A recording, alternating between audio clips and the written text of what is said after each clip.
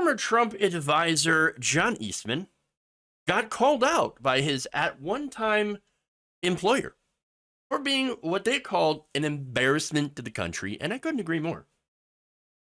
Definitely an embarrassment to the country. According to a report in the Denver Post, the chair of the University of Colorado's Board of Regents had made a statement while endorsing the January 6th committee's recommendation that Eastman be prosecuted for his conspiracy to defraud the United States and obstructing official proceeding. So those are the charges against him. Not charges, sorry, the recommendations of the January 6th committee, which is non-binding. It basically, it means nothing unless the Department of Justice actually picks up the case and prosecutes, or indicts Eastman. So the reason, of course, they recommend it is because when he was advising former President Donald Trump on legal strategies to overturn the 2020 election, he was employed. And this is why the college is calling him out. He was actually employed as a visiting scholar of conservative thought and policy by CU Boulder at the Bruce D. Benson Center for the study of Western civilization. Okay. So now, conservative thought. Funny. Apparently, conservative thought nowadays means, hey, if we don't get our way, we will lie, cheat, and steal our way back into power. Right. Now, CU Boulder officials cited Chancellor Phil DeStefano's statement made the day after January 6th Capitol riot, saying Eastman's continued advocacy of conspiracy theories, like, the so-called stolen election, conspiracy, the big lie, is repugnant, and that he will bear the shame for his role in undermining confidence in the rule of law. Something that, again, modern conservative thought no longer cares about.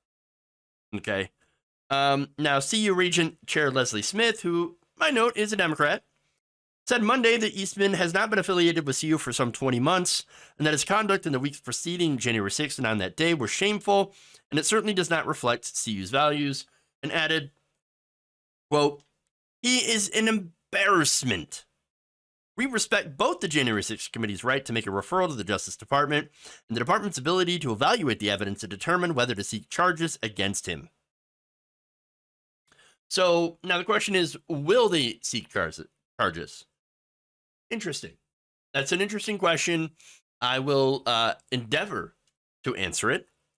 But first, let it be known or noted that a federal judge in California ruled back in March that Trump and Eastman likely committed crimes in trying to overturn the election.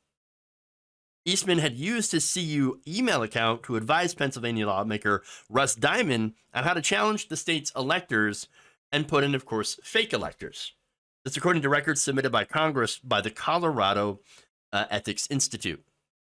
In those emails, Eastman had offered edits to legislative resolutions and suggested ways in which Pennsylvania lawmakers could see a fake set of electors after Joe Biden had won the state and with the presidency in the 2020 election. Eastman, who had spoken at a Trump rally before the attack on the Capitol, was relieved of his public-facing duties at CU Boulder following the Capitol riots and was no longer affiliated with the university following the end of his one-year appointment, for which he was paid a privately funded $185,000 salary. Jesus Christ. A lot of money per year. Again, I have a couple of thoughts on this. So back to the question of, is he going to be indicted? I think this is a very strong possibility.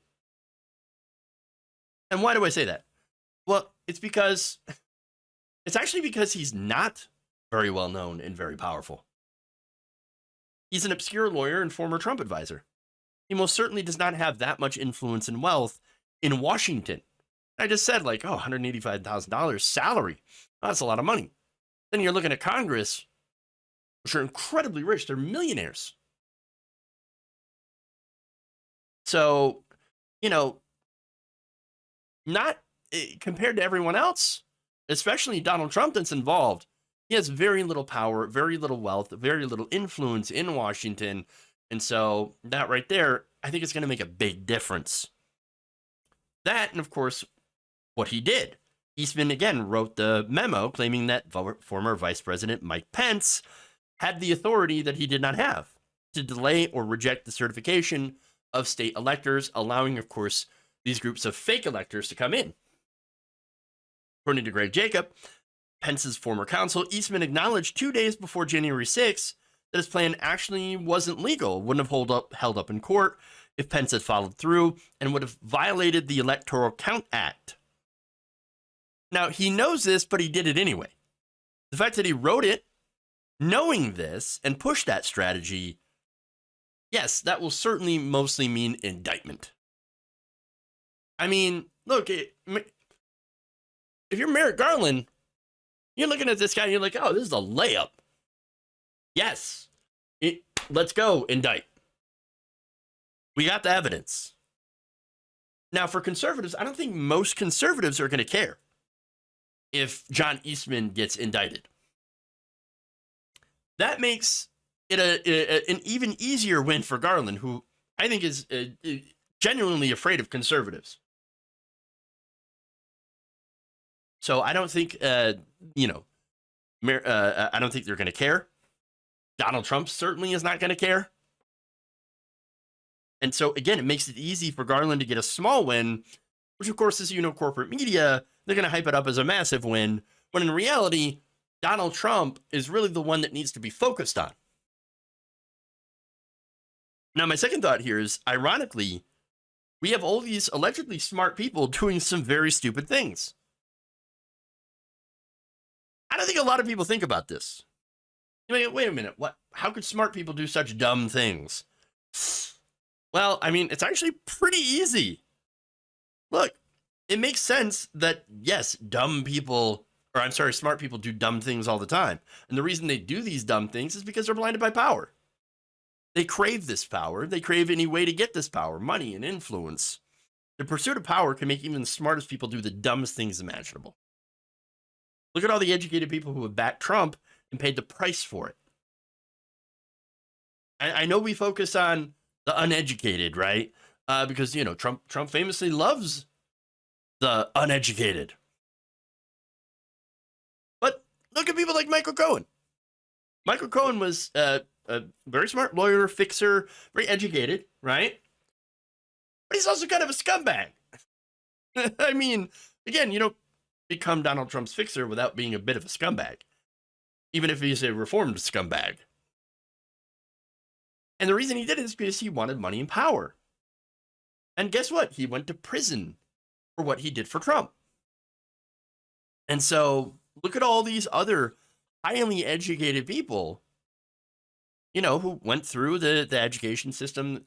They've got, bachelors or, MBAs stuff and all these different fields of study, obviously business, and then there's lawyer, there's law, all these educated people who rode Donald Trump's coattails. And why did they do that? Money and power. And a lot of them have tanked their careers as a result. Now, as far as education goes, they're not exactly stupid people. That is, unless, of course, they're legacy emissions like Donald Trump, who legitimately is a stupid person. Aside from that, no, they were there. They did these things because they believed that there was something in it for them. They were drawn to that power, the power in Washington, because that power is very, very hard to resist. And so whenever you look at an elected official or a lawyer, or anyone like that who supports people like Trump, who are obviously corrupt, odds are that they know that they're spewing propaganda. They know they're not telling the truth. They know they're lying. They know they're doing terrible things, but it doesn't matter. It doesn't matter because they thought, well, who's going to catch us, for one, and secondly, we're going to get something good out of the end of it. So the thing is, hitching their wagons to Donald Trump, turns out might not have been a good thing for them after all. As certain conservatives have said, Donald Trump is a black hole, and he's gonna, everyone around him is gonna get sucked into it too.